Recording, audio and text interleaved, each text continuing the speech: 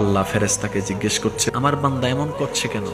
ফেরেশতা বলে যে আল্লাহ, তার প্রচন্ড ক্ষুধা পেয়েছে, কারণ সে 3 বেলা না খাইলে থাকতে পারে না, অভ্যাস হয়ে গেছে, আর সে আজকে না খেয়ে আছে।